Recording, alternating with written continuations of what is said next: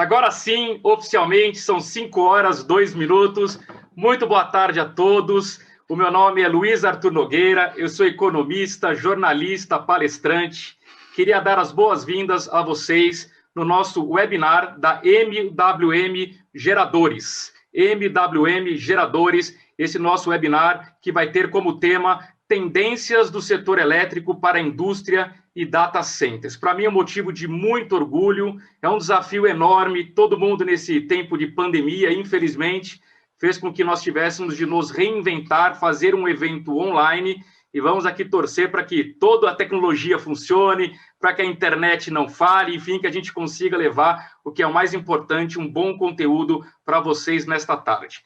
Vocês já estão tendo acesso, quem se cadastrou previamente, à nossa sala no Zoom, já temos aqui centenas de pessoas participando. Eu, de forma proposital, demorei um pouquinho, atrasei 2 minutinhos para a gente começar o nosso evento, justamente para que dê oportunidade para quem chegar um pouquinho atrasado, não perca o mais importante, que é o nosso conteúdo. Eu queria também informar que nós estamos, neste momento, devido ao excesso de inscrições, o que é um fato muito positivo, a MWM decidiu transmitir simultaneamente esse webinar aqui do Zoom, também para o YouTube da MWM e também para o Facebook da MWM Geradores e do Facebook da MWM Motores e Geradores. Então, nós estamos simultaneamente em 3 redes sociais. E todo mundo que se cadastrou hoje para participar aqui na sala do Zoom, amanhã automaticamente vai receber um e-mail com o link do YouTube. Se quiser, pode rever este webinar e também, claro, compartilhar o link com os seus amigos e contatos.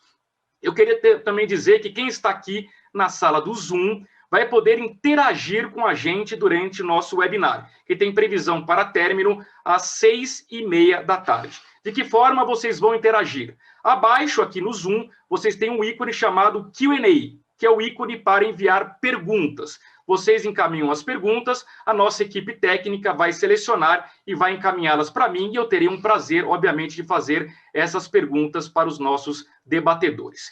Eu queria, antes de mais nada, antes de apresentar os nossos debatedores, agradecer toda a diretoria da MWM por este honroso convite.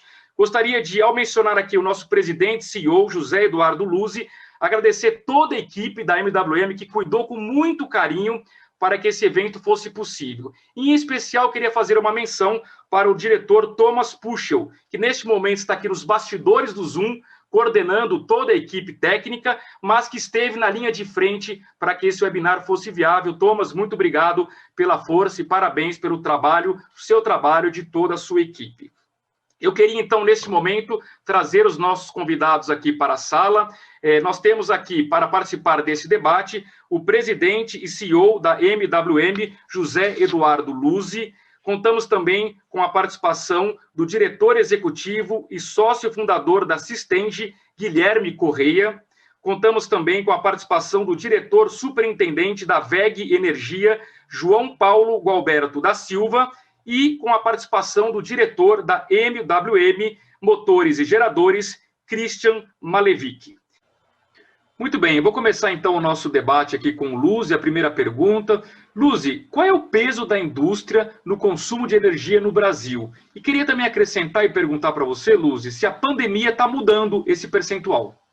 Obrigado, é interessante a tua pergunta e tão importante quanto falar o peso da indústria no consumo de energia elétrica é falar qual é o peso da energia elétrica para a indústria nacional também, né? Então, eu começo informando que o setor industrial é o setor, no mundo todo, que mais consome energia elétrica. No mundo, a participação da indústria no consumo de energia elétrica chega a 41%. E, para vocês terem uma ideia, só o setor de ferro e aço chega a consumir 6% de toda a energia elétrica gerada no mundo, né? E o curioso, quando a gente pensa em aspecto global, é que 75% dessa demanda energética é suprida por carvão mineral e menos de 1% por bioenergia. Vocês vão entender que esse meu comentário é importante um pouco mais para frente, quando eu estiver falando sobre a energia elétrica no Brasil, né? E a previsão é que a energia elétrica, o consumo da energia elétrica pela indústria mundial vai crescer. As estimativas é que esse crescimento gira em torno de 1% ao ano algumas estimativas falam até de 1,2% ao ano de crescimento, e essas estimativas foram feitas antes da pandemia. É lógico que a pandemia ela causa uma redução no consumo de energia elétrica, uma vez que existe uma correlação direta entre o crescimento do PIB e o consumo de energia elétrica. Então, que a pandemia causa uma recessão global, há uma queda no consumo de energia elétrica. Mas, por outro lado, a história nos mostra que sempre que há uma recessão severa, há uma recuperação também expressiva e surpreendente. Então, eu mantenho essa tendência de 1,2% do crescimento do consumo de energia elétrica pela indústria mundial, apesar da pandemia. E aqui no Brasil, não é diferente. No Brasil, 35% da energia elétrica gerada é consumida pela indústria. Então, a indústria também no Brasil é o maior consumidor de energia elétrica. E se nós pararmos para pensar, é natural que seja assim, né? Porque as indústrias utilizam de máquinas e equipamentos que exigem alta potência, são equipamentos que trabalham com alta voltagem e são equipamentos que devem trabalhar em regime contínuo, de preferência em 3 turnos, a maior parte do tempo possível, de forma a maximizar os ativos da companhia, né? Outro fato curioso no Brasil é que 73% de todo o consumo das indústrias nacionais está concentrado em 7 setores. Eu vou falar pela ordem decrescente: é o setor metalúrgico, o setor de produtos alimentícios, o setor químico, produtos minerais não metálicos, extração mineral, borracha, papel e celulose. E esses setores são alicerces da economia brasileira. Nós temos que lembrar que toda a indústria corresponde a 20% do PIB brasileiro, em média, e a indústria da transformação a 11% do PIB brasileiro. Então, a indústria tem um peso muito grande no PIB brasileiro e a energia elétrica é preponderante para as indústrias. E um outro fator interessante e preocupante, na verdade, é que o custo da energia elétrica pode chegar a representar até 40% do custo total de manufatura. É claro que isso varia muito de indústria para indústria, de setor industrial para setor industrial.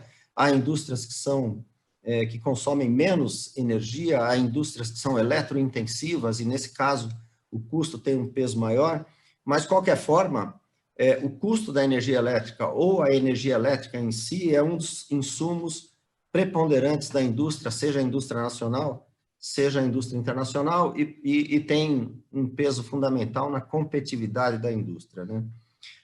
Falando um pouco sobre o Brasil ele tem certas peculiaridades no que diz respeito à energia elétrica, umas são positivas, outras negativas.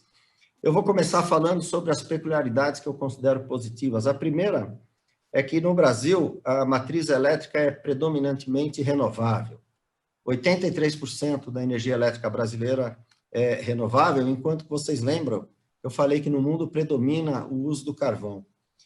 Desses 83% de energia renovável no Brasil, 66% vem de hidrelétricas, ou em torno de 66%. O João depois vai me ajudar com esses números, ele é o especialista nisso, mas a energia elétrica oriunda das hidrelétricas no Brasil ainda é predominante, né? O outro ponto interessante é que, se no mundo a utilização da biomassa é inferior a 1%, no Brasil chega a 8,5%. Esse é um ponto importante também, porque o Brasil produz a sua própria energia oriunda da biomassa. E as chamadas APS, que são as autoprodução elétrica, principalmente nos segmentos de papel e celulose, açúcar, etanol, químico, chega a representar até 17% do total da energia produzida no Brasil. Isso é muito positivo. Mas, por outro lado, nós temos muitos desafios no Brasil no que diz respeito à energia elétrica e principalmente à indústria. Um deles, e talvez o principal, é que o Brasil tem um dos maiores custos de energia elétrica no mundo. Infelizmente, o Brasil é um dos líderes mundial no topo do ranking do custo da energia elétrica e, em parte, por conta do peso do Estado no custo da energia elétrica. Para vocês terem uma ideia, o ICMS aplicado sobre a tarifa pode variar de 25% a 32%, dependendo do Estado. E se nós somarmos impostos mais encargos, isso pode chegar de 37% a 43% do valor da tarifa, sem falar nos subsídios. O governo, de tempos em tempos, subsidiando as empresas do setor elétrico, setor energético, e esse subsídio acaba recaindo sobre a tarifa. Então, o custo da energia elétrica brasileira é extremamente elevado, o que afeta a competitividade da indústria nacional. Quando se fala sobre o custo Brasil, o custo da burocracia, o custo da falta de infraestrutura, mas também o custo da energia é um fator importante, negativo para a competitividade da indústria nacional. Outro fator interessante é que a gestão da energia elétrica no Brasil ela é regional, onde cada concessionária tem a sua própria regra de cobrança da tarifa, né? Isso gera certa imprevisibilidade e acaba criando e viabilizando a contratação da energia elétrica no mercado livre. Um outro ponto que eu acho relevante, falando sobre indústria e energia elétrica, é que a idade média do parque industrial brasileiro é de 17 anos.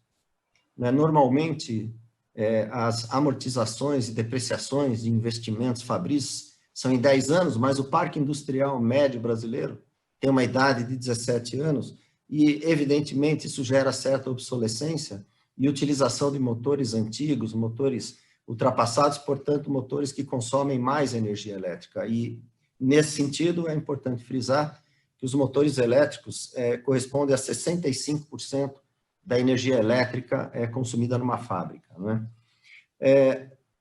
Um outro ponto que eu acho interessante é que até 35% da energia elétrica disponível numa fábrica é desperdiçada.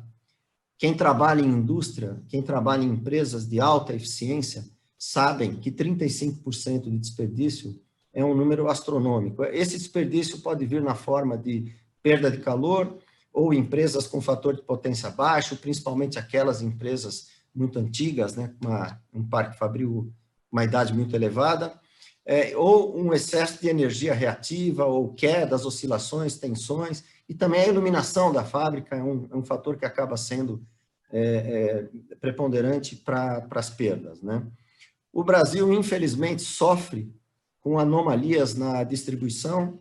São frequentes as interrupções, as paradas de produção por anomalia na distribuição de energia elétrica, sem falar que a energia elétrica brasileira tem baixa qualidade por conta das oscilações e instabilidade.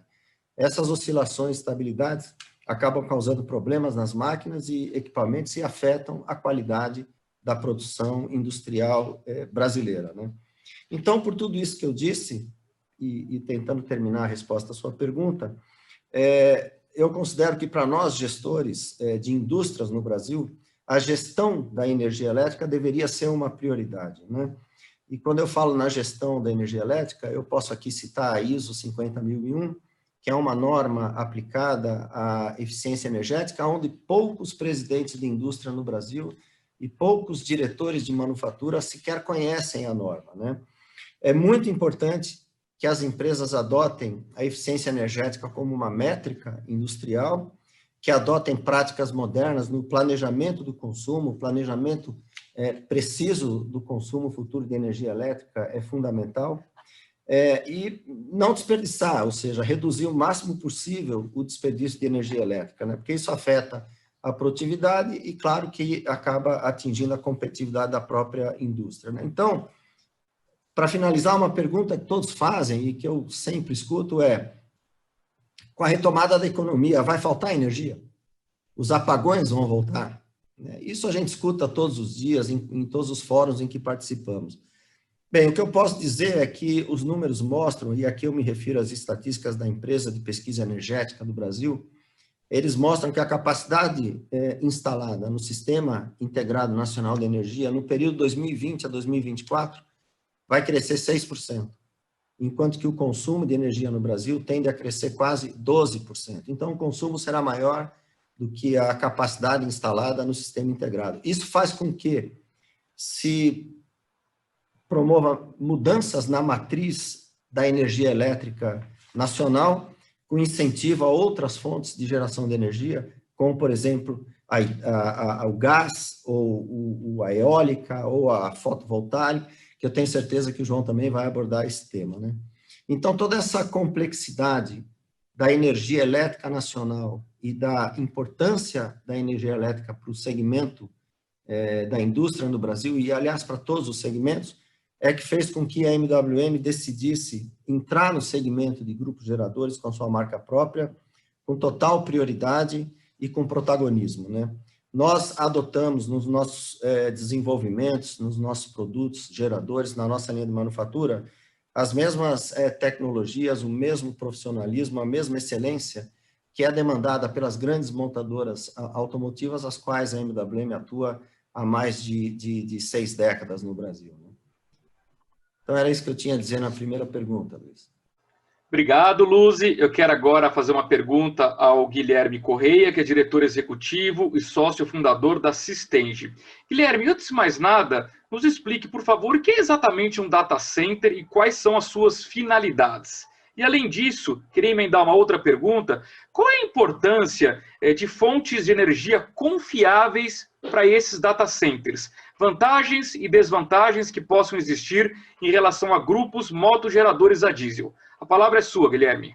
Luiz, é uma pergunta com bastante subitens aí para a gente responder. Eu vou tentar ser breve, mas começando pelo data center. O que é um data center? Um data center é um ambiente que é projetado, construído, mantido exclusivamente para abrigar computadores, equipamentos que fazem armazenamento de informações, equipamentos que fazem transmissão dos dados que estão ali armazenados, tá? Hoje, eu acho que tudo que nós temos em termos de informação está armazenado na internet, tudo está armazenado, está na nuvem, no cloud, e esse cloud, na verdade, ele fisicamente é um data center, é um ambiente, é um servidor que está colocado em algum lugar que a gente não sabe, tá? Mas as nossas contas bancárias, os filmes que a gente assiste na televisão, as informações que a gente trafega pelo celular, pelo WhatsApp, fotografias que a gente manda, operações bancárias que hoje cada vez mais são feitas através de celulares, toda essa informação, esse volume todo de dados trafega utilizando servidores que estão instalados em data centers. E a forma como nós nos comunicamos com esses servidores é através de sistemas de transmissão de informações, tá? Que compõem, de uma forma global, né, todo o tráfego da World Wide Web, né, a www. E quando a gente fala de um data center, a gente começa a pensar naquilo que o Luzi... Eu vou aproveitar muita coisa do que o Luzi falou, porque ele tem muitos pontos aí que são bastante importantes dentro de um data center, tá? Para que todas as nossas informações estejam presentes, disponíveis 24 horas por dia, 7 dias por semana, 365 dias por ano, nós só precisamos de duas coisas. Nós precisamos de energia e nós precisamos de refrigeração. Por que refrigeração? Porque todos esses equipamentos que estão dentro de um data center, os servidores, os roteadores, os equipamentos de comunicação, eles dissipam uma quantidade de energia muito grande e essa quantidade tem que ser removida, tem que ser retirada do ambiente por equipamentos, por sistemas de ar-condicionado, tá? Então, muitas vezes, nós estamos a milhares de quilômetros dos pontos aonde nós estamos consultando uma informação, onde uma informação que eu estou usando está armazenada. Então, ter os data centers o tempo todo operacionais é fundamental. E a energia é o oxigênio que mantém um data center funcional, tá? A energia de um data center, normalmente, ela é fornecida ou é utilizada a energia das redes de distribuição, das empresas que fazem a distribuição de energia. Por quê? Porque, do ponto de vista comercial, ela é uma energia um pouco mais barata, tá? O Luzi fez uma comparação com o custo de energia em indústria, e eu vou fazer a mesma comparação num data center.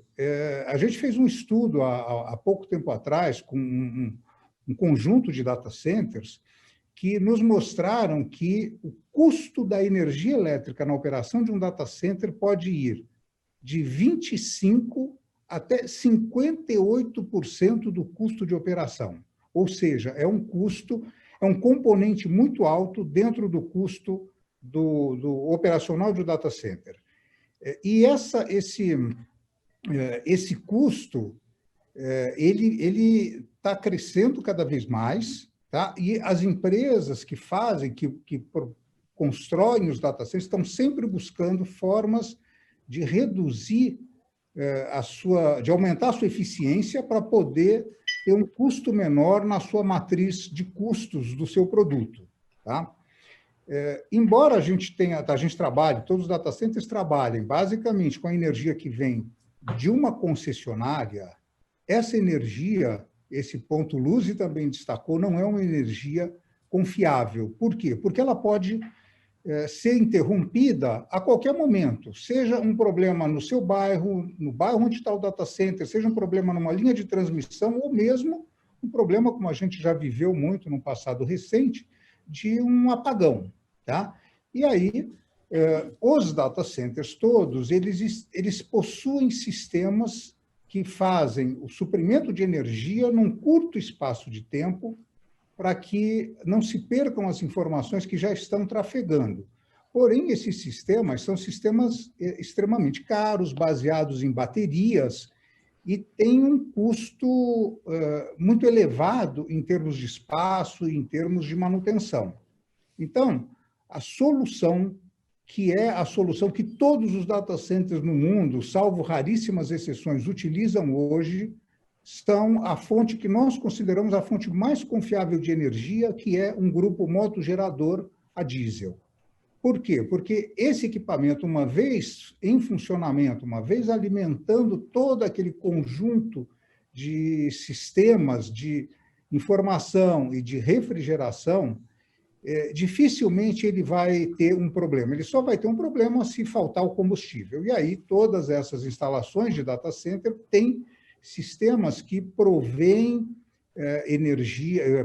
combustível para que os geradores gerem energia por períodos de 12, 24, 48 horas, ou seja, para que os data centers sejam imunes a um apagão, por exemplo, de longa duração, tá?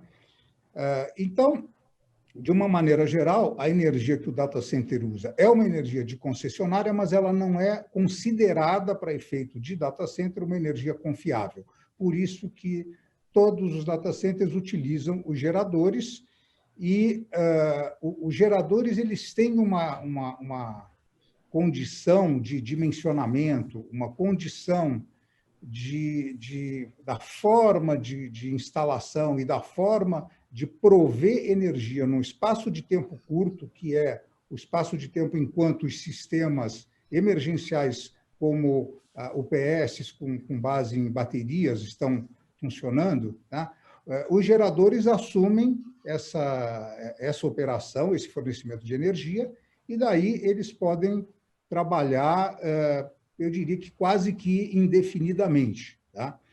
Quando a gente faz um projeto de um data center, existe uma classificação internacional sobre a confiabilidade do data center, que envolve toda uma análise do projeto, envolve uma análise dos sistemas, e toda essa classificação, ela considera para todos os efeitos que a energia de concessionária não é levada em consideração, porque ela pode falhar a qualquer momento. Então, a nossa base, ela sempre trabalha em cima de grupos geradores a diesel, que hoje, para nós, são a solução de energia mais confiável para manter toda a funcionalidade, toda a operação de um data center e manter todas as informações que hoje milhões e milhões de pessoas, e principalmente agora a pandemia aumentou, incrementou muito essa utilização, né? Então, essa é a forma que a gente tem de garantir que todos os usuários de informações continuem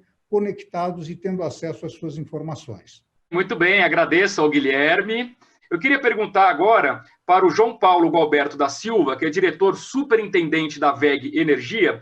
João Paulo, como que a gente lida com a intermitência das chamadas novas energias renováveis, né? Todo mundo elogia a energia solar, todo mundo elogia a energia eólica. A questão é o seguinte, como é que a gente lida com a questão da intermitência, João Paulo?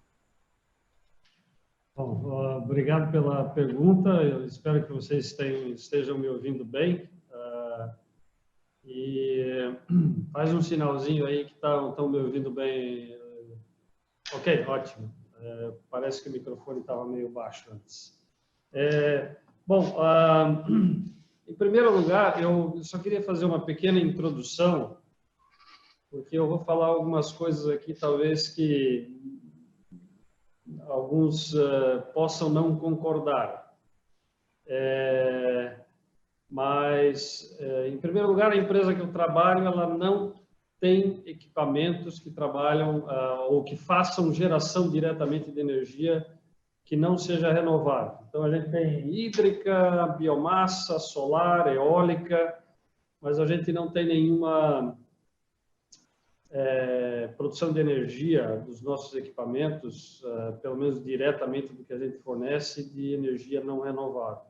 Entretanto, eu gosto de sempre fazer nesse início uma informação que é o seguinte: eu me considero uma pessoa de energia e não de energia renovável. Por quê?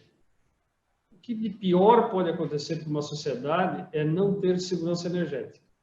Então, eu defendo que todas as fontes tenham lugar na matriz energética brasileira e mundial, inclusive a nuclear e, inclusive, vou falar uma heresia aqui, carvão. É a pior energia que tem, deve ser ao máximo evitada, mas a gente precisa conferir ao sistema segurança energética.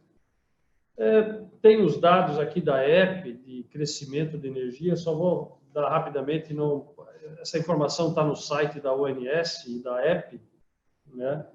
Por exemplo, a energia solar vai crescer 76%. Vai crescer de uma base pequena, mas vai crescer 76% nos próximos 4 anos. A eólica, 15%.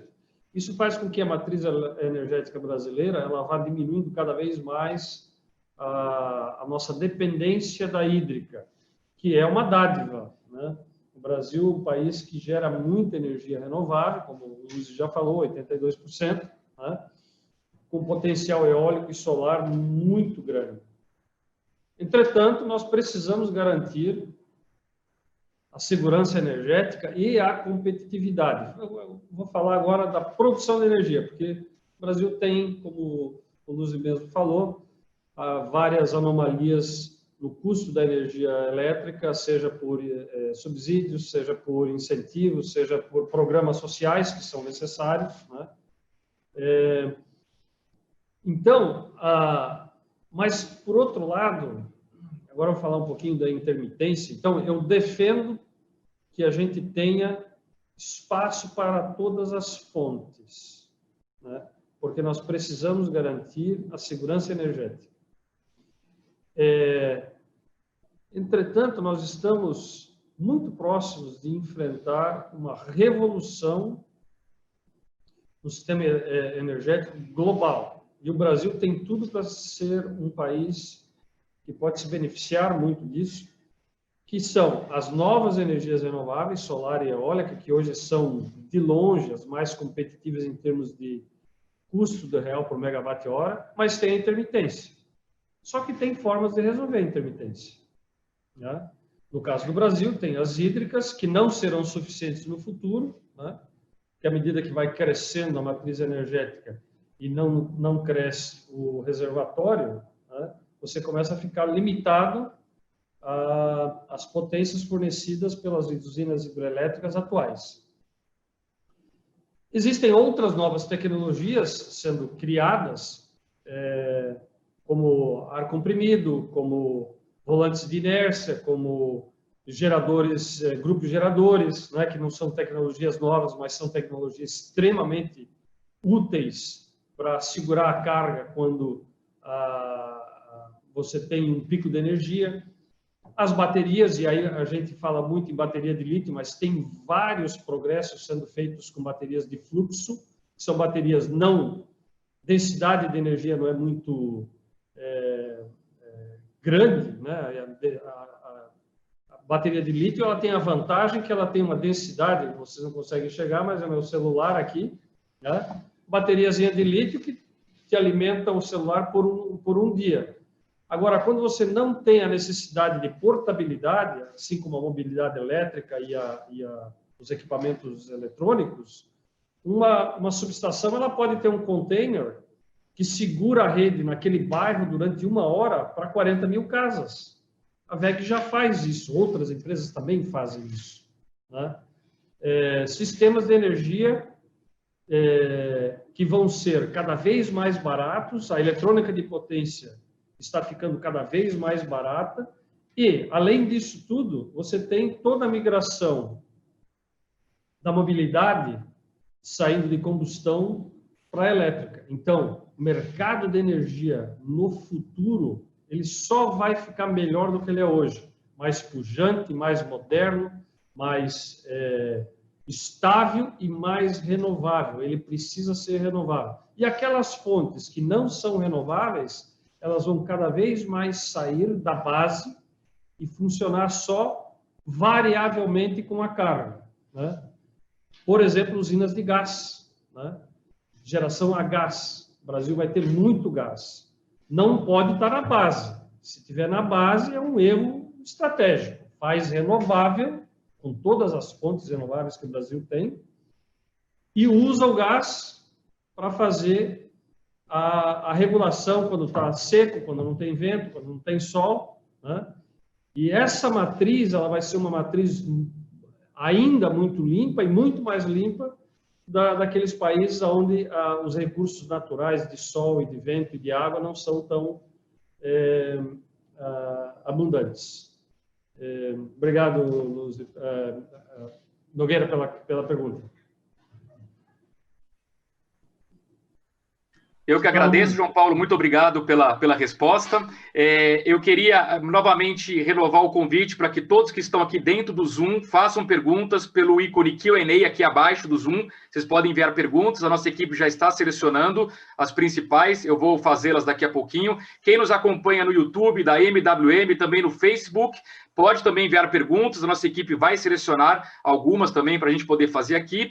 E eu queria encerrar esse primeiro giro de perguntas, chamando o Christian Malevich, que é diretor da MWM Motores e Geradores. A função do Christian aqui é o seguinte, olha, se faltar energia para a indústria, que o Luzi escreveu, se faltar energia para o data center, que o Guilherme descreveu, se as energias renováveis, que o João Paulo também descreveu, não forem suficientes, a gente chama o socorro do Christian, que ele vem salvar a gente com geradores. É mais ou menos isso, Christian. Eu queria colocar para você uma pergunta que é a seguinte: qual é a importância da gente saber a tecnologia e ter o conhecimento dos motores para soluções que podem ser proporcionadas através dos grupos geradores? Seja bem-vindo, Christian. A palavra é sua. Obrigado, Luiz. Boa tarde aos amigos painelistas, né? Obrigado a todos que nos assistem. Bom, os motogeradores, até o Guilherme, inclusive, usa essa expressão, né? Os grupos geradores, de uma forma geral, eles dependem totalmente, né, da tecnologia de motores a combustão. Então, é através dos motores que os grupos geradores eles alcançam, né, o nível de valor que é esperado dos usuários, dos clientes. Então, imagine, por exemplo, faltou energia, né? A velocidade com que o grupo gerador consegue reagir a essa energia, né, gerando energia mecânica que é convertida em eletricidade pelo alternador, depende totalmente da tecnologia do motor. Então, é o motor que vai reagir rapidamente e vai fazer com que o alternador gere energia elétrica, né? Uma vez que esse grupo gerador está operando, né, está ali gerando energia elétrica, a variação de carga, e isso é muito comum, acho que o João comentou um pouco sobre isso, né? Essa variação de carga ela causa uma instabilidade na linha muito grande. E a tecnologia do motor é que permite fazer com que o sistema continue operando com uma grande estabilidade, uma grande qualidade de energia elétrica, né? O Guilherme comentou bastante aí sobre qualidade de energia elétrica, garantindo a eficiência do sistema. Então, de novo, a dependência da tecnologia do motor a combustão, né? Quando a gente fala de algumas outras aplicações de uso mais intenso da energia, o Luzzi comentou um pouquinho sobre o custo da energia em função da questão econômica. As indústrias não vêm operando com o grupo gerador naquele horário de energia mais caro. Geralmente a gente chama de horários de ponta, né? Mas muitas operações seguem com utilização intensa de grupo gerador. Então, os locadores, por exemplo, né, ou eventos, ou seja em obras, onde o custo do combustível, né, é muito importante para a composição do custo do serviço, tem tudo a ver com a tecnologia do motor. Quer dizer, quanto mais econômico o motor for, quanto menos combustível esse motor gastar, consumir, menor é o custo da energia elétrica gerada, logo, né, melhora a composição da matriz de custo desse serviço prestado, né? Empresas que operam extrusoras de cabo, por exemplo, que operam com grupo gerador o tempo inteiro, né? Algumas operações de solda, o custo da energia elétrica gerada ou o custo do combustível consumido é extremamente importante, né? Uma outra característica que é também dependente do motor é o quanto o grupo gerador é compacto. Isso é muito importante por quê? Volto à locação, né? Vocês imaginem que um grande evento ou uma obra necessita de um número maior de grupos geradores que são transportados, por sua vez, por caminhões, né, por carretas ali. Se o prestador, o cliente, né, o prestador de serviço, o locador, ele tem a oportunidade de reduzir o número de caminhões por ter geradores mais compactos, isso traz para ele um benefício operacional, de custo operacional. Então, como fazer isso? Com motores com maior densidade de potência.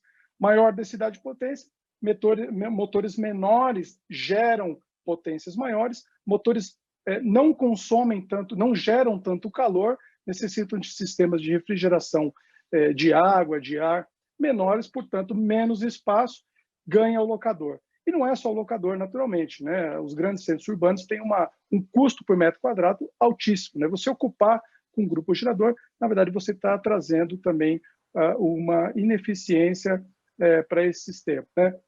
O Guilherme comentou um pouco sobre a questão da energia ser segura, né? O grupo gerador, de fato, traz a energia mais segura de uma forma geral entre todas as demais fontes de geração de energia elétrica. Isso tem a ver com o motor, porque se o motor não funciona, né, você não tem naturalmente o grupo gerador operando. Então, a confiabilidade desse motor para trabalhar naquela rotação constante, entregando a frequência necessária, é importantíssimo, né? Então, por esse motivo que a MWM, há muitas décadas, né, trabalha com o desenvolvimento de motores e, mais recentemente, nós fizemos uma linha de grupos geradores, de motores específica para grupos geradores, onde a gente consegue o maior rendimento possível, menor consumo de combustível, né, produtos mais compactos que entregam mais valor aos nossos clientes, né? Da mesma forma, a gente selecionou com muito cuidado, né, olhando essas características, motores de parceiros que também complementam a nossa linha de produtos, mas que seguem a mesma característica. Então, são produtos que têm um custo de manutenção menor, de forma geral, um consumo de combustível mais adequado a essa necessidade do cliente, de forma que a gente tenha um portfólio de produtos que atendam a essas características, principalmente olhando pelo desempenho do motor. Lógico que aí tem o alternador, né, João? A eficiência do alternador é importantíssimo, né? Os alternadores da WEG, mas de fato, realmente, a tecnologia do motor é extremamente importante para entregar todos esses valores, Luiz, aos clientes, né? Muito bom, muito bom. Eu agradeço ao Christian. Vou colocar nós 5 agora aqui em modo galeria aqui no Zoom, para que todo mundo possa nos ver os 5 simultaneamente. Agradecendo esse primeiro giro de perguntas. Foi uma aula sobre o mercado de energia, né? Vocês já perceberam que vem muito conteúdo bom pela frente. Já começaram a perguntar aqui no Q&A, continuem fazendo perguntas. Eu fui acompanhando também os comentários no YouTube, o pessoal está gostando muito do nosso evento. Eu vou aqui acionar novamente o Luzzi. Eu tenho uma pergunta muito bacana para fazer para o Luzzi, mas antes, Luzzi, eu queria aqui colocar mais uma enquete interativa que acho que vai te ajudar a responder esta pergunta, tá? Então, eu vou colocar uma enquete que eu vou novamente aqui fazer rapidamente com vocês um compartilhamento de tela, porque se eu não fizer o compartilhamento de tela, o pessoal que está no YouTube, no Facebook, não consegue enxergar a pergunta. Então, eu vou pedir licença, vocês podem permanecer aqui sem problema nenhum. Eu vou rapidamente fazer um compartilhamento de tela para poder colocar aqui a pergunta para que o público do YouTube e do Facebook possa também, esse público, responder. A pergunta é a seguinte: qual o impacto, na opinião de vocês, da indústria 4.0 no consumo de energia elétrica das indústrias? Se vocês acham que a indústria 4.0 vai aumentar o consumo, vocês vão responder aí no YouTube e no Facebook a alternativa número 1. Ou escreva aumentar o consumo, não tem problema. Se vocês acham que vai... Opa, aqui sem querer foi um erro gráfico meu. Aqui é diminuir o consumo. Peço perdão pelo erro. Vocês vão colocar a alternativa número 2. E quem acha que vai ser indiferente, alternativa número 3. Então, de novo, peço desculpas. A alternativa 1 é aumentar o consumo. A alternativa 2 é diminuir o consumo, ok? Ignorem que está escrito aqui aumentar. E a alternativa número 3 é efetivamente que vai ser indiferente, não vai ter impacto a indústria 4.0. Eu vou colocar aqui para a nossa audiência no Zoom a mesma pergunta para que todos possam responder. Aqui a alternativa é a mesma. Número 1 está autorizado, é aumentar o consumo. E número 2 é diminuir o consumo. E número 3 será indiferente. Eu vou esperar aqui mais alguns segundinhos. Todo mundo já está respondendo. Vejo aqui as pessoas respondendo no YouTube. Vou registrar algumas aqui. A Eliana Ladeira acha que vai aumentar o consumo. O Dorval Silva acha que vai diminuir o consumo. O Nivaldo acha que vai aumentar. O Sidney Mondadori acha que vai diminuir. Olha como o pessoal está dividido no YouTube. E aqui, hein? Será que no Zoom o pessoal está dividido ou não está dividido? Eu vou encerrar aqui. A grande maioria já votou. E vou compartilhar com vocês o resultado. Olha só como o pessoal também está dividido aqui na sala do Zoom. 47% acham que a indústria 4.0 vai aumentar o consumo de energia, 38% acham que vai diminuir e 15% acham que será indiferente. Bom, com essa plateia dividida, tanto no Zoom, quanto no YouTube e no Facebook, eu vou passar o pepino da pergunta, obviamente, para o Luzi. Afinal de contas, Luzi, quem está certo em relação a essa enquete? A palavra é sua, Luzi. Obrigado, Luiz. Obrigado pela tua apresentação, muito interessante. Eu gostei muito daquela previsão de crescimento, não é? Porque o crescimento da economia implica no crescimento do consumo, da demanda por energia elétrica, e a MWM, sendo uma empresa expoente no setor de geração de energia, geradores próprios, isso tende a ser muito benéfico para nós. Bom, a pergunta, a enquete que você colocou é uma pergunta, é um tema contraditório, na verdade, né? É muito difícil responder essa pergunta. E talvez todos estejam certos e ninguém esteja certo, e deixa eu tentar explicar por quê, né? Porque se, por um lado, a automação e a indústria 4.0, através da IoT, no nosso caso, Industrial Internet of Things, ela tende a demandar um uso maior de energia elétrica, é claro. Você investe em equipamentos, você investe em automação, você investe em digitalização, né? Você renova o seu parque industrial. Eu comentei que a idade média do parque industrial brasileiro é de 17 anos, né? Então, para que você tenha uma indústria 4.0 eficiente, o ideal é que você tenha equipamentos mais modernos. Esses equipamentos, por um lado, eles vão demandar mais energia elétrica, porque você vai aumentar o teu grau de automação e, portanto, você vai inserir mais equipamentos com maior demanda de energia elétrica, né? Mas, por outro lado, esses equipamentos individualmente consomem menos do que os equipamentos antigos, porque eles trazem uma tecnologia mais moderna, motores mais modernos, né? Equipamentos com menor consumo de energia. E, além disso, essa tecnologia, a indústria 4.0, o Internet of Things, ele vai permitir fábricas inteligentes, né? Há uma estimativa de que uma fábrica inteligente possa reduzir em até 20% o consumo de energia elétrica, né? E como que isso acontece, né? Isso acontece porque, a partir da indústria 4.0 e da automação, você consegue ter um gerenciamento inteligente da energia elétrica, né?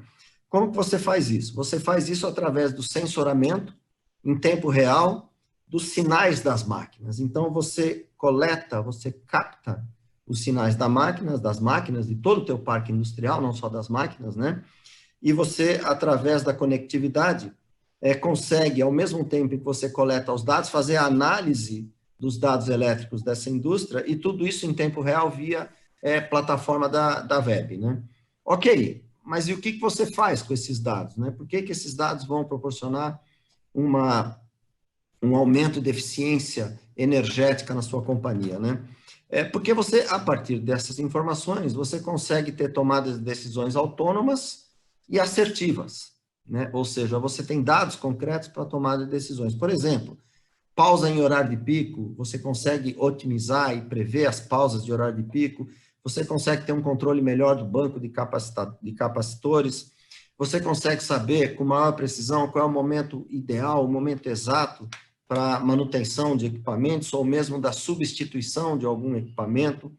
Você consegue coletar informações sobre índice de confiabilidade. O que significa isso? O índice de confiabilidade é o quanto que uma máquina quebra, o quanto que ela dá de defeitos e com frequência ela dá os defeitos. E tendo essa informação, você age preventivamente para evitar que isso aconteça. Você consegue, com esses dados, medir o índice de produção e ociosidade dos equipamentos e trabalhar com isso de forma a maximizar a sua jornada industrial, né? Eu já citei, você maximiza tanto as manutenções preditivas quanto as preventivas, porque você tem dados concretos para isso. Você também consegue, através daí, selecionar qual é a melhor máquina para cada tarefa, segundo um relatório de consumo de energia elétrica, né? Então, você passa a ter a energia elétrica como um parâmetro fundamental para você selecionar máquinas para determinadas operações, por exemplo. Você consegue ter uma maior confiabilidade e segurança das informações, e com tudo isso, você consegue implementar um sistema de manufatura mais sustentável, principalmente reduzir os desperdícios, o que eu falei na minha primeira participação no bloco, né?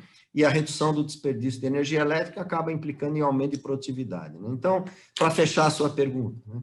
Por um lado, tecnologias demandam mais equipamentos que são consumidores de energia elétrica, mas, por outro lado, toda essa tecnologia avançada, a Internet of Things, vai permitir um melhor gerenciamento, uma melhor gestão da energia elétrica e, portanto, eficiência energética. Muito bem, obrigado, Luzi. Vou agora fazer uma pergunta para o Guilherme, e também para o Guilherme eu vou colocar aqui, vou compartilhar minha tela, para que a gente possa fazer uma pergunta para a plateia poder responder e a gente esquentar esse debate aqui envolvendo agora o Guilherme. Então, a pergunta é a seguinte: qual será o principal desafio sobre o gerenciamento da capacidade do seu data center no pós-pandemia, hein? Pergunta difícil essa. Qual que é o maior desafio principal? Quem acha que é planejar o ritmo de crescimento de processamento e tráfego de dados, vai poder votar a alternativa número 1 aí no YouTube e também no Facebook. Quem acha que é renegociar os contratos para atender a redução de demanda, alternativa número 2. E quem acha que o maior desafio é migrar o ambiente físico para o virtual, vai votar na alternativa número 3. Então, votem alternativa 1, 2 ou 3 no Facebook e também no YouTube, e eu vou aqui agora jogar a pergunta para que as pessoas que estão no Zoom também possam respondê-la. Pronto, está valendo. Nossa plateia aqui no Zoom já começa a responder. Alternativa número 1, 2 ou 3. Planejar o ritmo de crescimento, de processamento e tráfego de dados. Alternativa 2, renegociar os contratos para atender a redução de demanda. Quem acha que o maior desafio, alternativa 3, migrar o ambiente físico para o virtual. Muito bem. Vou esperar mais alguns segundinhos para ver a votação de todo mundo. Enquanto isso, eu vou lendo aqui no YouTube. Olha só, bastante gente votando na 3, hein?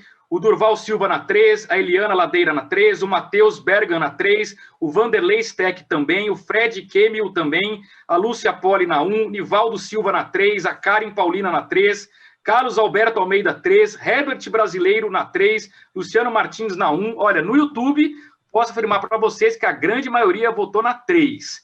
Vou encerrar a votação aqui também no Zoom, compartilhar com vocês o resultado, e no Zoom também, olha só, 50% da plateia do Zoom votou na 3, migrar o ambiente físico para o virtual. 33% votaram na alternativa 1, planejar o ritmo de crescimento, de processamento e tráfego de dados, e 17% eu diria que estão na ponta pessimista, né? Vão querer renegociar os contratos para atender uma redução de demanda. Muito bem, metade aqui com medo, ou medo, não diria medo, mas com o desafio de migrar o ambiente físico para o virtual. Então, eu vou parar o meu compartilhamento de tela, passar a palavra para o Guilherme, para que ele comente isso, esse desafio de migrar do físico para o virtual. E aproveitando, Guilherme, me diga uma coisa, como é que os data centers são projetados para o hoje e o amanhã, justamente para atender essas necessidades? A palavra é sua, Guilherme. Pode colocar o microfone on e responder a pergunta. Muito obrigado. Obrigado. Vamos lá, vamos começar aí pela enquete. Essa enquete tem... É uma resposta muito difícil, porque a gente planejar ritmo de crescimento de processamento e tráfego de dados, eu diria que é algo quase que impossível, né? E quando a gente tem um efeito como a gente teve aí o da pandemia, eu acho que ninguém, em nenhum momento, poderia planejar um crescimento como o que a pandemia obrigou, né? O tráfego aumentou de uma forma absurda, e qualquer empresa que tivesse um planejamento, com certeza teria errado nesse planejamento. Renegociar contratos para atender a redução de demanda, eu acho que é você tentar, talvez, andar para trás, né? Você vai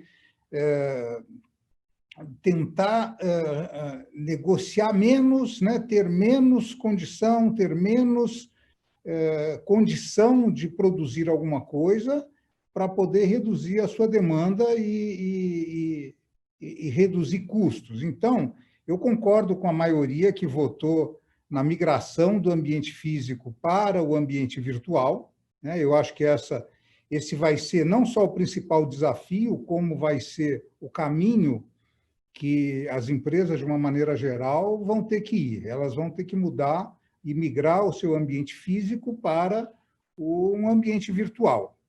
E aí, eu aproveito para comentar na tua pergunta, Nogueira, aqui, sobre como é que a gente faz, como é que se projeta um data center para o hoje e principalmente para o amanhã. Essa é uma tarefa dificílima para todo mundo que trabalha com projetos de data center, porque a gente normalmente tem que contratar também um operador de bola de cristal, que tem que dizer para a gente como é que a gente faz um ambiente que dura 20, 25, até 30 anos, que é o tempo de vida de um data center, para uma tecnologia que está mudando a cada 2 anos, 3 anos no máximo. Tá? Então, essa é uma tarefa muito difícil, a gente tem que ter um jogo de cintura muito grande para conseguir projetar um ambiente que ele possa crescer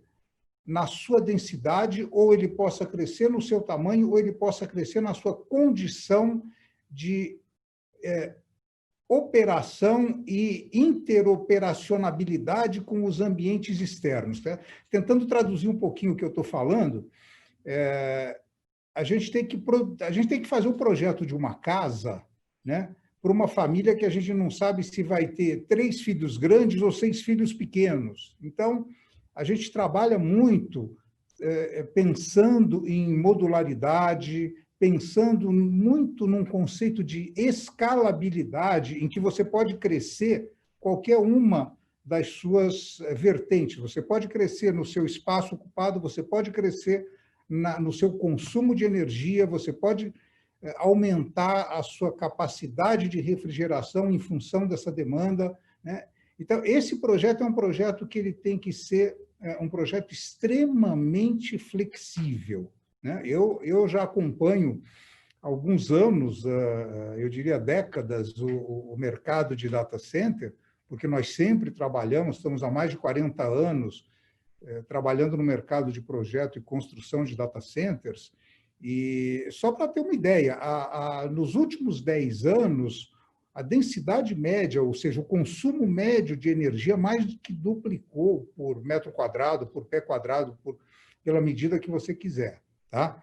Então, esse é um desafio muito grande, e eu acho que hoje nós temos um segundo desafio, que é a gente entender como é que a tecnologia também está mudando e qual é o impacto da mudança da tecnologia no projeto e na própria configuração de data centers em função da forma como as informações vão passar a circular. Alguém falou da internet das coisas, né? A internet das coisas vai gerar um volume de informação que vai ter que ser armazenado, vai ter que ser transmitido muito grande. Tá?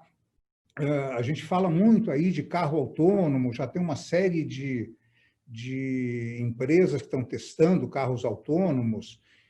A gente tem, hoje, um dos grandes problemas da internet é o tráfego de conteúdo, com essa quantidade enorme que a gente tem de canais em que você tem vídeos, você tem filmes, você tem séries, você tem tudo isso em tempo real e você acessa a hora que você quiser, você assiste a hora que você quiser.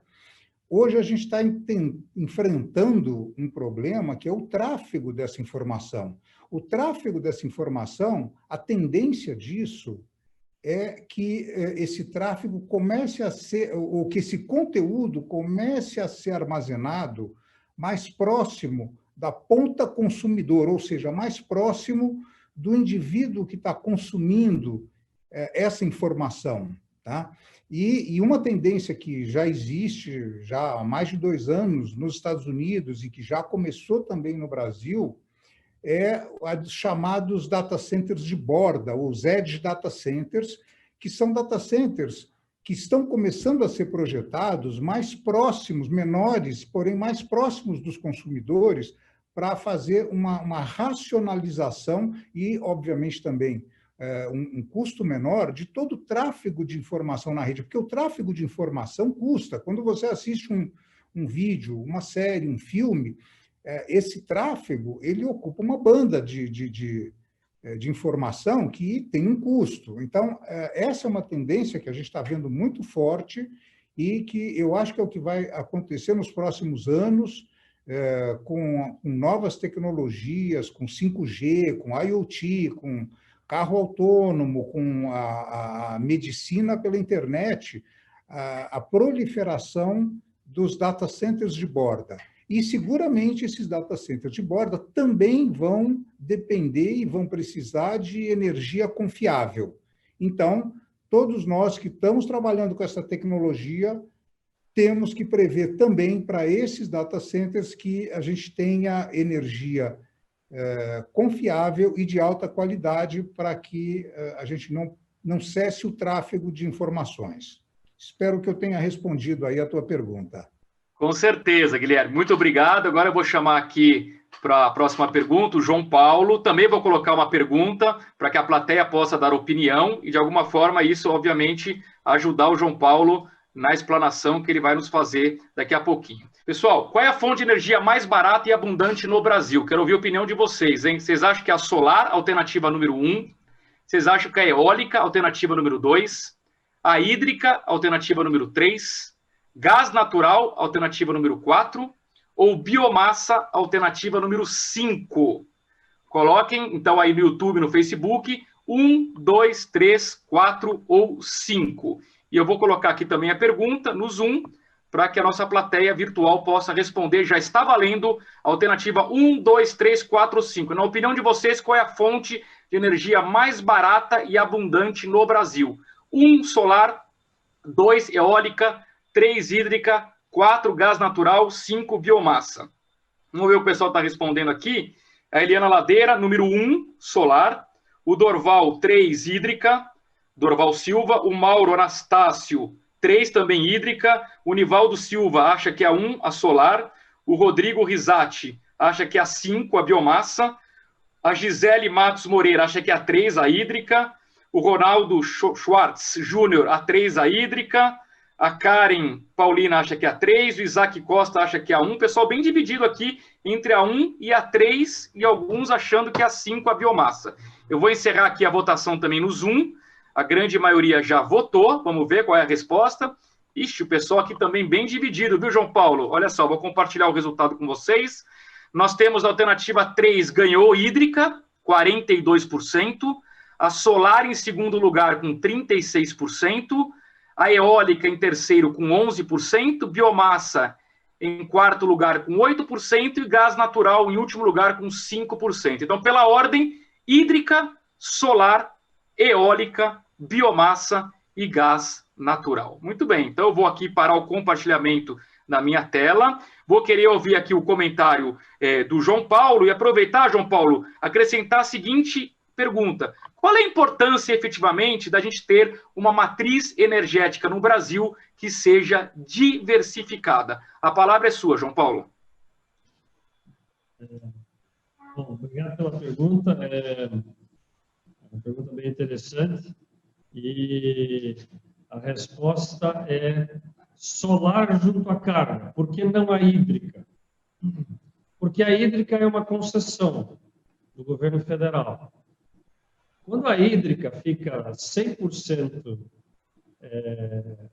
amortizada, ou seja, se pagou, vence a concessão e o governo federal renova a concessão ou faz uma nova licitação, aonde se cobram milhões, bilhões de reais. Isso aconteceu em 2014, inclusive a Dilma forçou uma renovação para baixar o preço da energia. CEMIG e COPEL se recusaram a fazer, mas as outras, várias outras, refizeram o contrato antecipadamente, pagaram bilhões de reais para o governo federal e agora precisa ser novamente amortizado. Então, a hídrica, mesmo Itaipu ou outras usinas que têm 30, 40 anos, ela tem todo aquele valor pago ao governo federal para ser amortizado. Então, por isso, a energia hídrica não é a mais barata. A mais barata é a solar junto à carga. Eu vou dar só um exemplo. Em agosto de 2016, a WEG fazia projetos solares e pagava 42, a WEG pagava para o fornecedor 42 centavos de dólar por watt. Em 2020, é 20 centavos por watt. Isso significa o seguinte, menos da metade em 4 anos.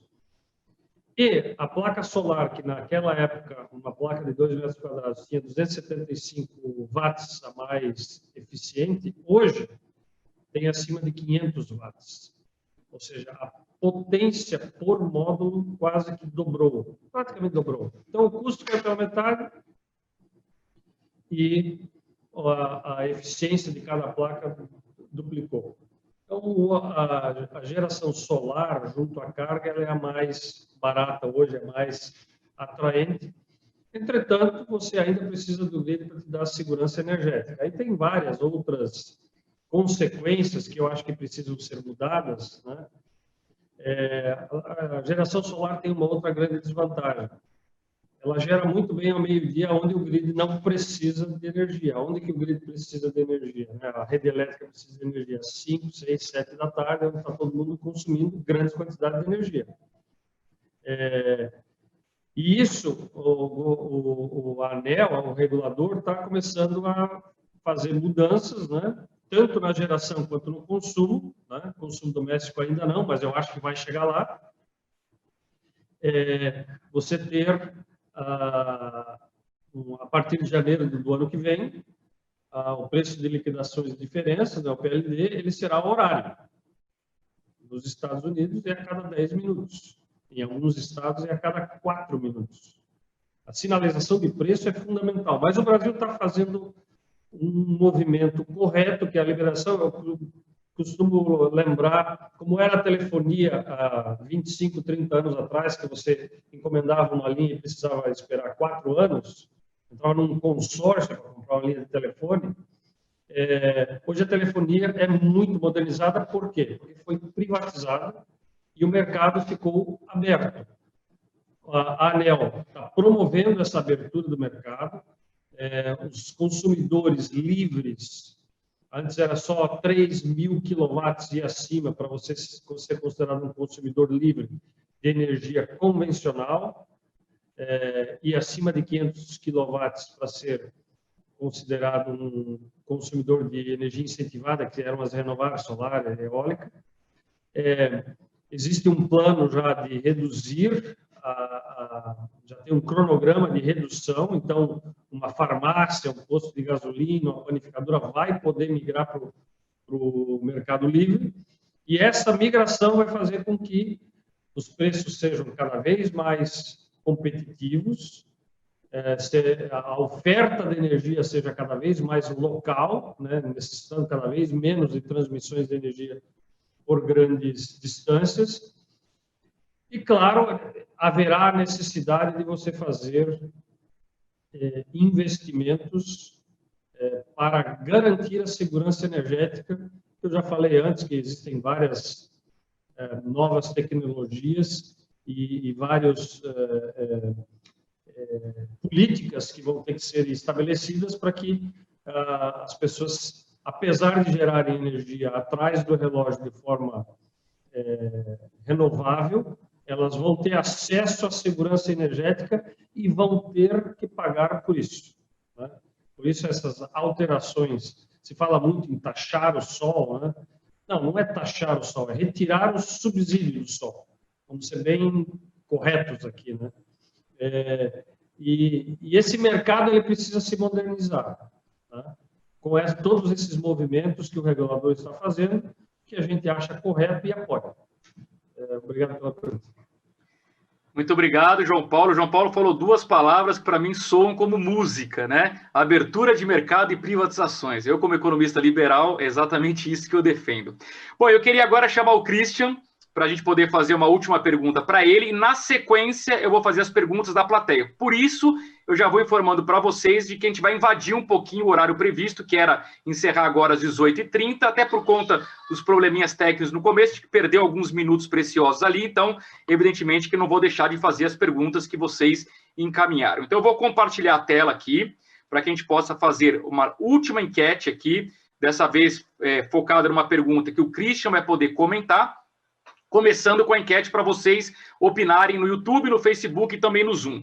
A pergunta é a seguinte: qual a sua opinião sobre os grupos geradores impulsionados por gás? Aliás, tem muita gente já enviando perguntas sobre isso, viu, Cris? Sobre gás. Então, você vai aproveitar e vai poder já esclarecer a dúvida se é viável ou não geradores movidos a gás, a biogás. Qual que é a opinião de vocês? Alternativa 1, esse tipo de grupo gerador impulsionado por gás deveria ser ampliado, né, de fato, aplicado como algo complementar à matriz energética, alternativa número 1.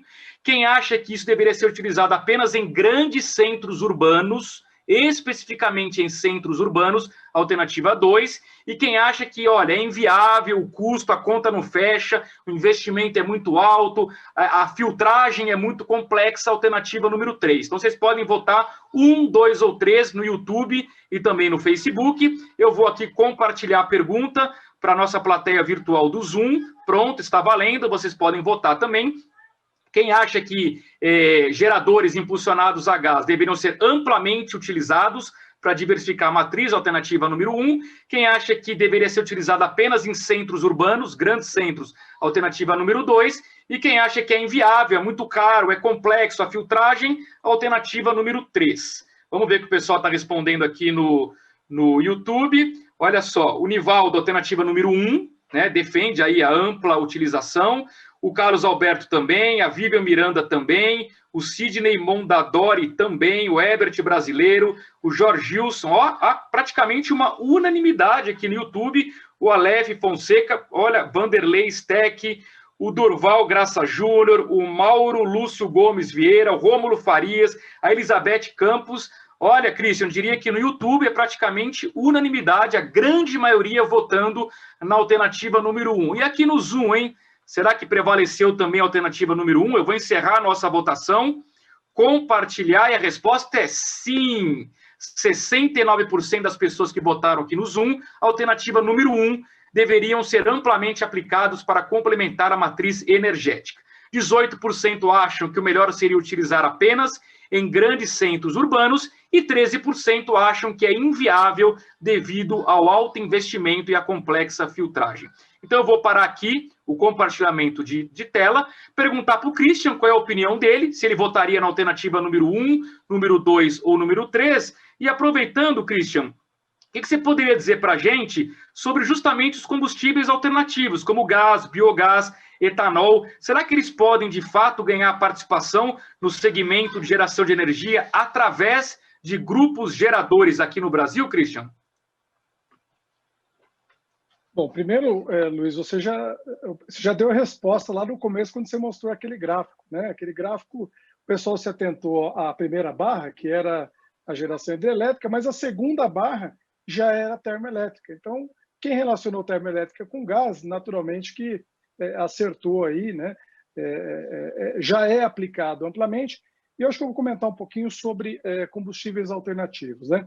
Primeiro, o combustível alternativo, para que ele seja adotado, né, por um determinado mercado, ele tem que estar disponível amplamente, né, e ter uma certa estabilidade. Então, tanto a estabilidade de capilaridade, de distribuição, como uma estabilidade econômica, né? Tem que ser previsível. Então, o João Paulo, inclusive, começou a comentar um pouco sobre essa complexidade, né, do fotovoltaico, do solar, justamente por uma questão de regulamentação não está bem clara. Se nós voltarmos ao diesel, né, para fazer uma analogia e seguir na resposta, o diesel é um combustível que, do ponto de vista de capilaridade, né, é indiscutível. A gente tem uma dependência enorme do transporte rodoviário.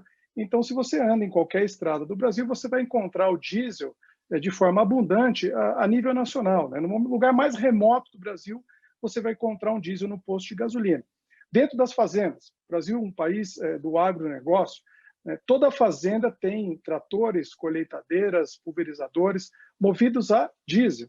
Então, naturalmente, a capilaridade está instalada, né? Do ponto de vista econômico também, né? Ainda que exista variação em preço do petróleo, né? A influência, às vezes, de uma privatização ou de uma geração, né, do governo, mas existe uma previsibilidade. Então, nesse cenário, eu entendo que o gás natural ele é o próximo, né? O gás natural é naturalmente, né, falando, uma alternativa, a alternativa do momento, né? Não é à toa que hoje, né, coincidentemente no dia do nosso webinar, e eu espero que já tenha sido votado, né, mas se não foi votado ainda, a gente vai ter essa votação durante a semana.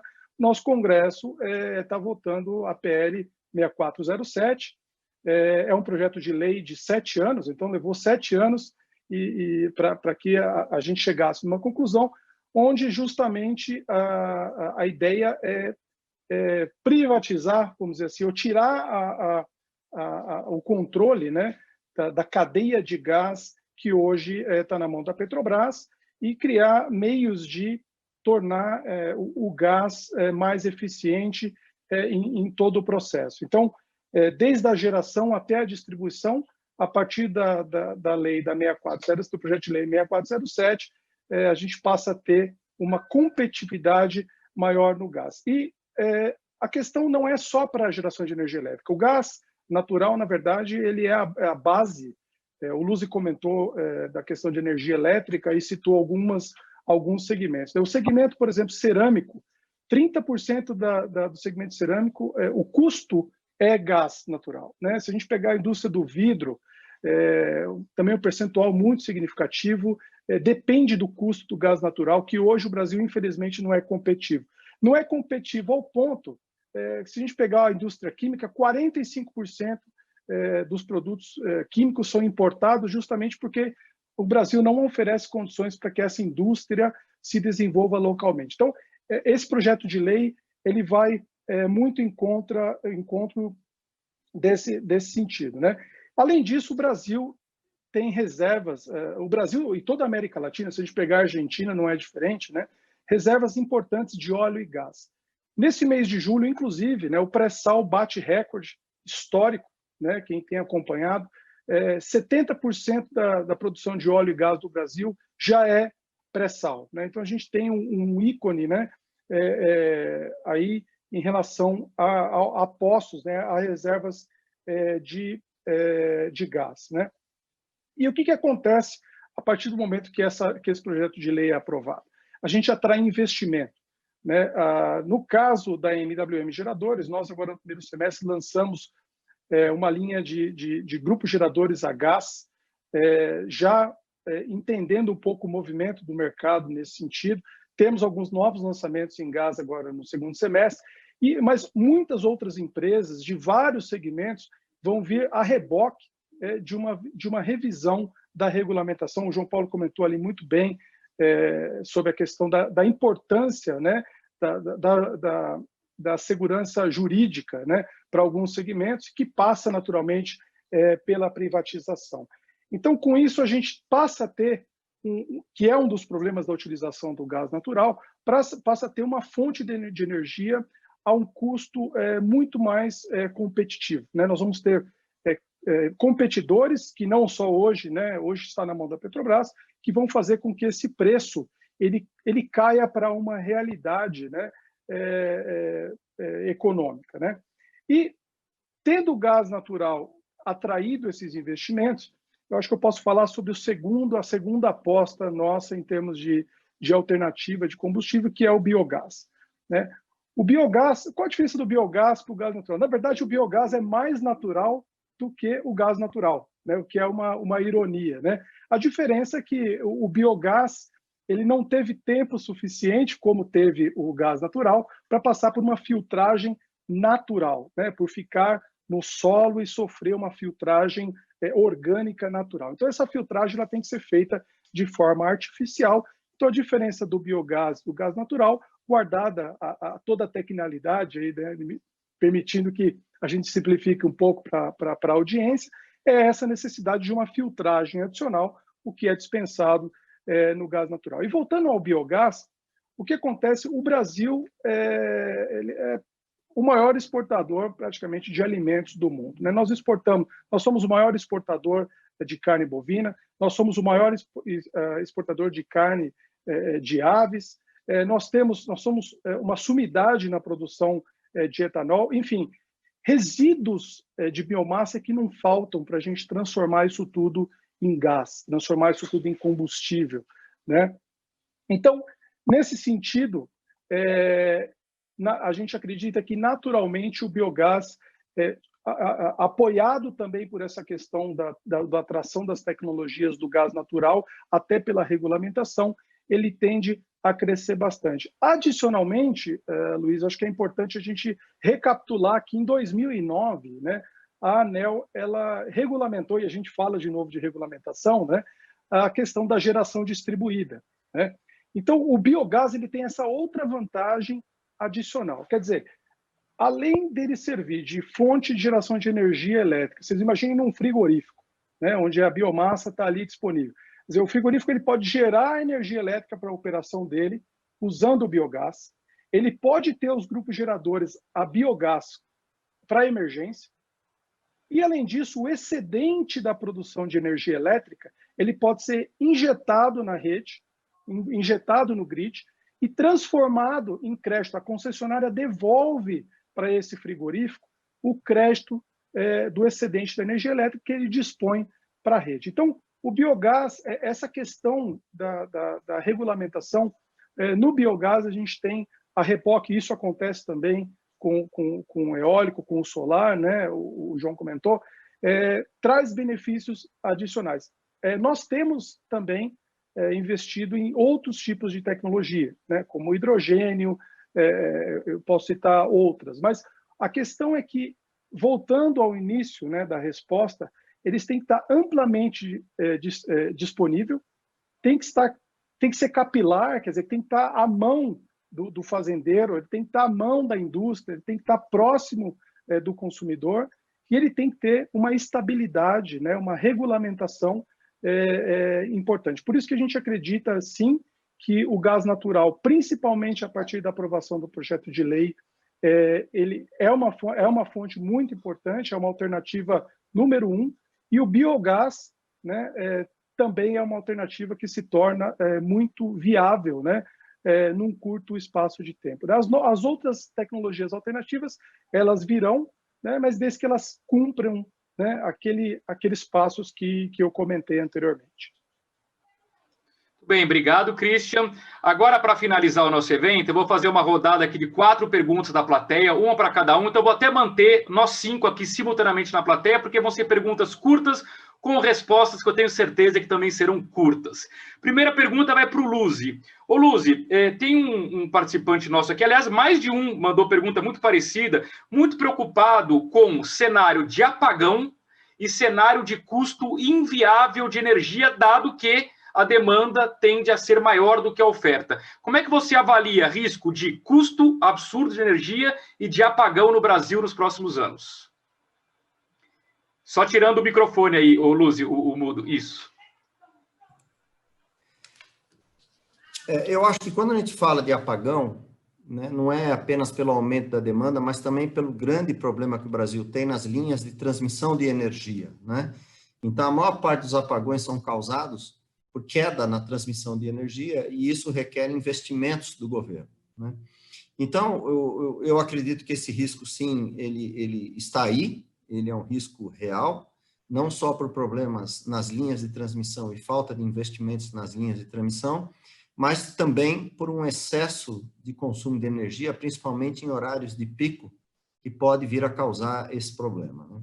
Então, é real, e por isso que é fundamental para qualquer gestor ter a sua solução de backup, que foi o que o Guilherme comentou, né? Ou seja, você tem uma fábrica, você tem um supermercado, você tem uma fazenda, você é uma empresa de data centers, né? Você, enfim, qualquer setor da economia nacional que dependa da energia elétrica tem que ter uma solução de backup, porque, infelizmente, essa fragilidade, essa vulnerabilidade no sistema energético brasileiro, ela existe e ela é, podemos até dizer, de certa forma, recorrente, né? Muito bem. Ô, Guilherme, tem uma pergunta para você aqui da plateia virtual também que tem muito a ver com isso que o Luzi falou de backup. Faz sentido para um data center ter geradores movidos a gás? Essa é a pergunta para você, Guilherme, tirando o microfone do mudo, por favor. Faz sentido, porém com certos cuidados, né? Uma das características de um gerador a gás é o tempo de resposta naquilo que a gente chama de degraus de carga. O que são degraus de carga? São variações súbitas na carga que a gente tem aplicada ao gerador e que ocorrem num intervalo de tempo muito curto, tá? Então, por exemplo, num data center, quando nós temos, eu já falei sobre isso, nós temos um volume muito grande de equipamentos de refrigeração que possuem compressores que, quando eles partem, eles causam uma perturbação na rede. É aquilo que a gente chama de um degrau de carga. Normalmente, os geradores a gás, eles têm um tempo de resposta um pouco menor, ou um pouco pior do que o gerador diesel. Os geradores movidos a diesel, eles têm um tempo de resposta muito rápido, e eu acho que o Christian já falou sobre isso também numa das respostas dele. Então, quando a gente utiliza, pode ser utilizado? Pode, porém, tem que ser avaliado, por exemplo, numa solução onde você tem cogeração, em que você tem geradores a gás que estão paralelados com a concessionária, e a concessionária acaba ajudando os geradores a gás a responder rapidamente a esses degraus de carga, é possível, tá? É possível e pode ser utilizado. Quando a gente tem simplesmente os geradores a gás, a gente tem que tomar um cuidado de analisar cada motor e o tempo de resposta de cada motor para ver se eles vão corresponder aos degraus de carga que a gente provavelmente tenha naquela instalação. Muito bem, obrigado, Guilherme. Ô, Christian, eu vou pegar o gancho, deixar o João Paulo por último. Tem uma pergunta da plateia que tem a ver com isso. Deu para perceber que o Guilherme tem uma preferência por geradores a diesel. E a pergunta da plateia é factível, é realista o processo de migração do diesel para o biodiesel nos geradores? Sim, o biodiesel, né, e o nome bio é interessante porque a gente aplica esse nome, né, para várias coisas, né? Explicando um pouquinho, ali você tem o diesel proveniente muitas vezes de um óleo vegetal, né, e que basicamente é o alimento de bactérias. Então, quando você tem uma operação de grupo gerador que trabalha em emergência, eu vou dar um número em São Paulo, por exemplo, tipicamente de 30 a 40 horas por ano, nós temos falta de energia em bairros mais bem abastecidos, né? Então, significa que você passa uma grande parte do ano com aquele equipamento parado, né? Ele não está operando, a não ser pelas manutenções preventivas. Então, o que você tem é uma exposição maior desse combustível ao ataque dessas bactérias na parte bio, né, desse diesel. Então, nas operações de emergência, o custo de manutenção ele sobe um pouco, porque você é obrigado a remover esse diesel preventivamente, né, fazer uma manutenção um pouco mais cara, diríamos assim, do que você faria normalmente utilizando o grupo gerador a diesel ou até a gás, né? Agora, quando você fala de uma operação de uso contínuo, então, aí é diferente, né? Se você utiliza esse diesel e você renova esse biodiesel, né? Vamos falar de 100% de biodiesel, continuamente, você está sempre transformando aquele combustível em energia elétrica, então, naturalmente, você não sofre esse efeito e é totalmente factível a utilização de um biodiesel com alta concentração, até 100%, né? Em substituição a um diesel de origem mineral. Obrigado, Christian. João Paulo, para encerrar esse giro, uma pergunta da plateia para você sobre resíduos sólidos urbanos.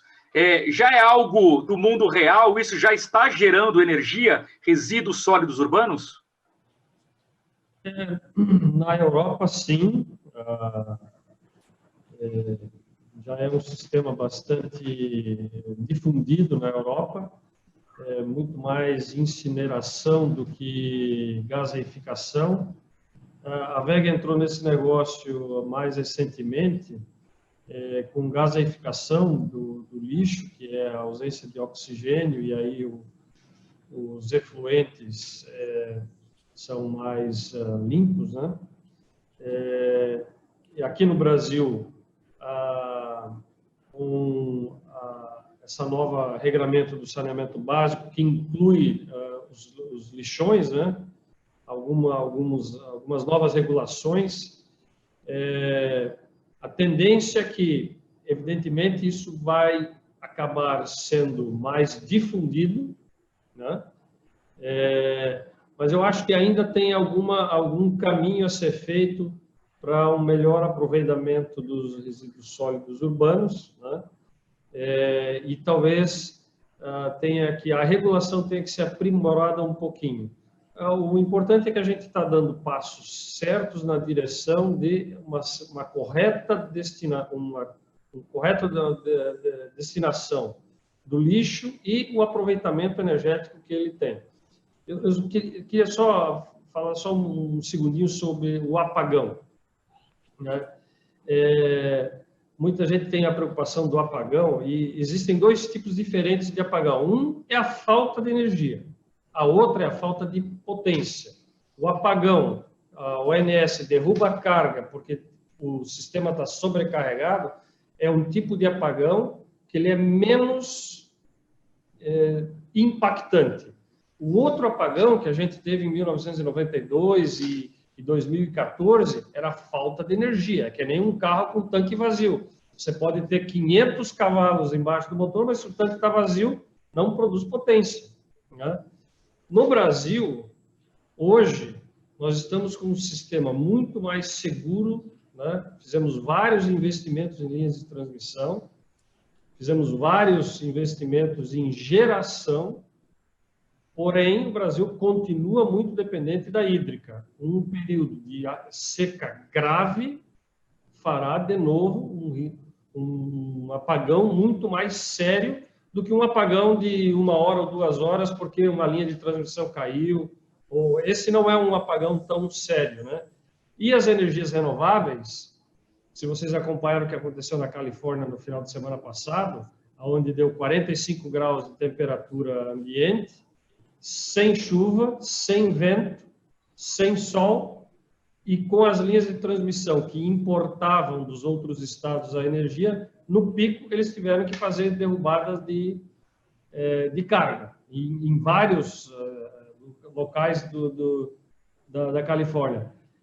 Isso é um alerta de que, à medida que a energia ela fica cada vez mais renovável, que é uma coisa boa, você precisa também pensar na segurança energética, com grupos geradores, com sistemas de bateria, com usinas de peak shaving, né?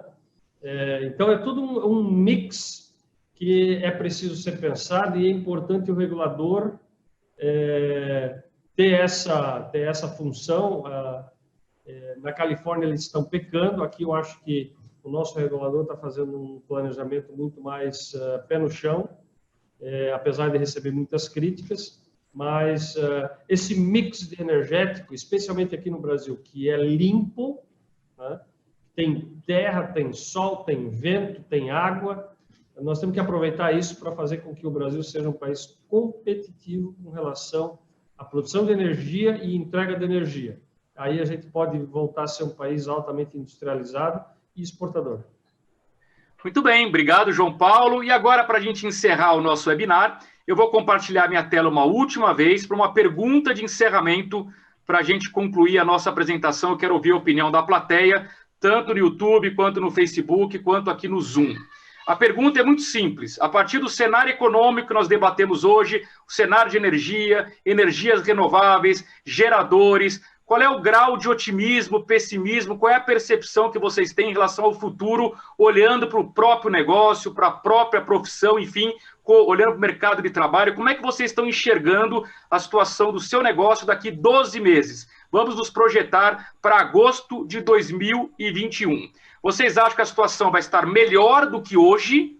Alternativa número 1. Ou escreva melhor no YouTube e no Facebook. Igual, no mesmo patamar, na mesma velocidade, no mesmo ritmo, ou pior do que hoje é a alternativa número 3. Então escrevam melhor, igual ou pior, ou 1, ou 2, ou 3 no YouTube e no Facebook. Eu vou compartilhar aqui também no Zoom, para que as pessoas possam dar opinião sobre essa última pergunta do nosso webinar da MWM. Valendo, vocês já podem votar. Eu vou acompanhar aqui no YouTube. Temos aqui a resposta do Gustavo Schunk, dizendo que vai estar melhor. O Rodrigo Risati, melhor. O Mauro Anastácio, melhor. Pessoal otimista, hein? Luciano Martins, melhor.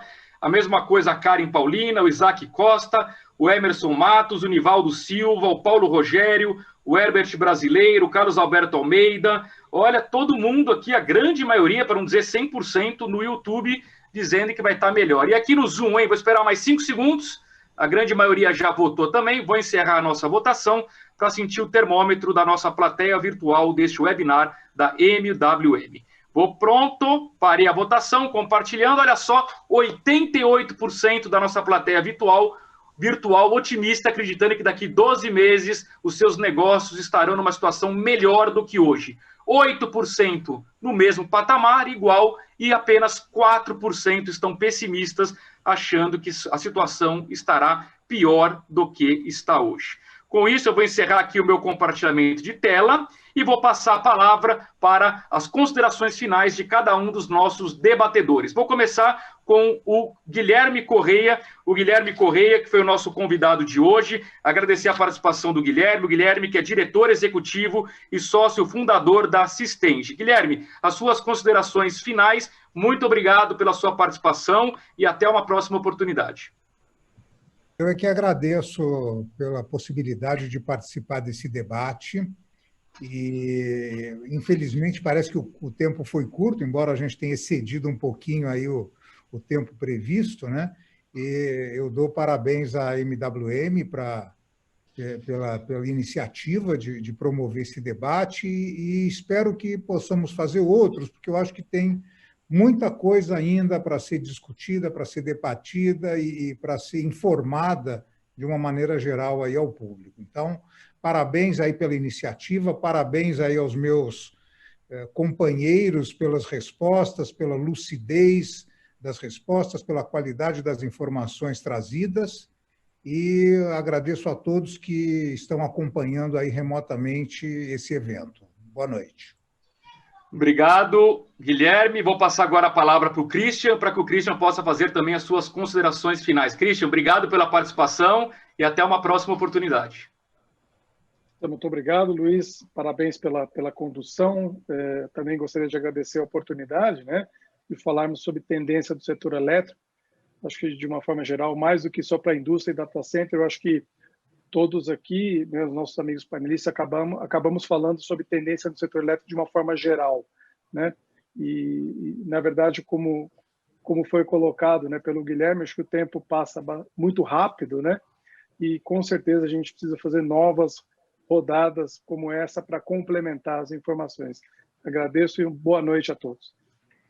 Obrigado, Christian. Eu vou agora passar a palavra para o João Paulo Galberto da Silva. O João Paulo, que foi o nosso convidado, diretor superintendente da WEG Energia. João Paulo, muito obrigado pela participação. Até uma próxima oportunidade. Bom, em primeiro lugar, eu gostaria de agradecer aos executivos da MWM por ter convidado a WEG a participar desse webinar. É muito interessante, a gente sempre gosta de falar sobre energia. Deixar uma mensagem final simplesmente dizendo o seguinte: o setor energético ele não será mais igual ao que é hoje daqui a 5 ou 10 anos. Nós vamos ter uma crescente utilização de veículos elétricos, caminhões elétricos, ônibus elétricos, que vai demandar muito mais energia, muito mais investimento. E os países que conseguirem fazer essa transformação de forma renovável e com custos competitivos terão vantagens importantes num cenário global. O que a gente precisa fazer é o nosso dever de casa para criar regulação, para criar um ambiente de negócios em que a gente possa fazer esses investimentos. E eu acho que a gente está acordando para isso, estamos fazendo movimentos importantes para isso, o Brasil tem tudo para ser um grande player global, já é através da hídrica, mas com as outras fontes solares e eólica, ser um país extremamente competitivo no futuro. Muito obrigado, João Paulo. E agora a palavra final do nosso anfitrião, José Eduardo Luzzi, presidente e CEO da MWM. Luzzi, muito obrigado, a palavra é sua. Bom, obrigado, Luiz, obrigado a todos. Eu quero começar agradecendo a gentileza dos meus colegas de painel em aceitar o convite da MWM para esse webinar. Agradecer muito o Guilherme, agradecer muito o João Paulo, Christian. Queria dizer que fala-se muito sobre política, fala-se muito sobre economia, existe um bombardeio, uma overdose de debates, de painéis que falam sobre esses temas, e não se fala tanto sobre energia elétrica, sendo que a energia elétrica, como foi demonstrado hoje, é um dos principais insumos da roda brasileira, do PIB brasileiro, da economia brasileira. Então, a energia elétrica é um tema de tamanha importância que deveria ter mais espaço, mais visibilidade e a promoção de mais eventos como o de hoje. Eu saio desse evento muito feliz, extremamente satisfeito, porque, acima de tudo, eu aprendi muito com o Guilherme hoje, aprendi muito com o João Paulo, aprendi muito com o Christian, com você, Luiz, e eu tenho certeza que a plateia que está assistindo o evento tem o mesmo sentimento, o sentimento de, como disse um Guilherme, um painel com bastante conteúdo, né? Com bastante conteúdo. Então, saio muito feliz, muito satisfeito e muito grato por todos vocês por terem propiciado esse evento tão enriquecedor. E obrigado você, Luiz, pela coordenação, pela organização, pelos insights. Muito obrigado e vamos organizar um próximo para dar sequência e para poder responder as centenas de perguntas que foram elaboradas, né? Verdade. Vamos sim, Luz. Eu que agradeço o convite, agradeço a audiência de todos.